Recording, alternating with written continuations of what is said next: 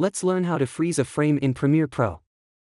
First, move the playhead to the point where you want to freeze the frame. Right-click on the clip and select Insert Frame Hold Segment. This will create a new clip with a freeze frame. To adjust the duration of the freeze, drag the edge of the new clip to the right to increase or to the left to decrease.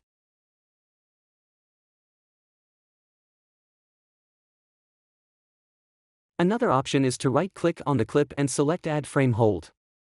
This will freeze the entire clip from that point onward. You can adjust the length of the freeze by dragging the clip's edges. The third method is to click on the camera icon in the program monitor to take a snapshot of the frame. Choose your desired format, check Import into Project, and click OK. The frame image will be imported into your project.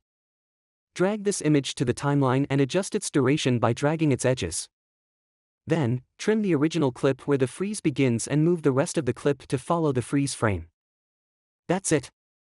This is how you can freeze a frame in Premiere Pro.